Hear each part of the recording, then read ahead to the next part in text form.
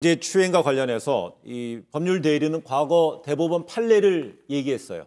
네, 이 대법원 인용된 대법원 판례의 사실관계를 보면 이렇습니다. 사실 중소기업 과장이 신입에게 성적인 농담을 하고 머리카락 끝을 좀 손가락으로 만지는 등의 행동을 했습니다. 당연히 이제 당사자는 이거에 대해서 거부감을 표했는데 이 사건에서 1, 2심 판단은 사실 이 위계관계가 좀 엄격하지 않았기 때문에 무죄다라는 판결을 내렸지만 네. 대법원에서는 이게 뒤집혔어요. 그 이유는 이제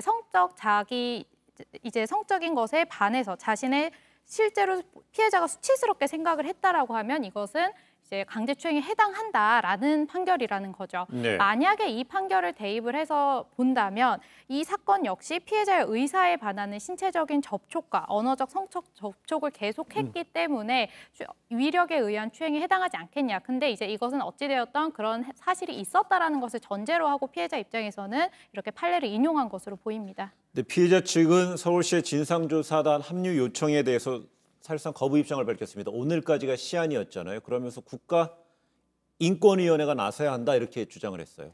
당초에 이제 서울시 같은 경우 진상조사단을 꾸리겠다라고 하니 어떻게 네. 보면 이제 서울시는 당사자성을 가지고 있습니다. 말씀하신 것처럼 보좌진들이 이것에 대해서 묵인을 했냐라는 이야기도 있기 때문에 네. 과연 이 당사자성을 가진 단체가 진상조사를 할 수 있겠냐라는 우려가 있었고 이것에 대해서 한 말이 그렇다면 외부 인사를 들여서 굉장히 공정하게 조사를 하겠다라는 취지로 이제 여성단체에 합류를 요청을 했던 겁니다. 그런데 이 여성단체는 오늘 있었던 기자회견에서 이것은 이제 국가인권위원회가 조사를 해야 되는 것이다라고 이야기를 한 것은 아무래도 좀 암묵적으로 거절 의사를 밝힌 것이 아닌가라고 판단해 볼 수 있겠고요. 네.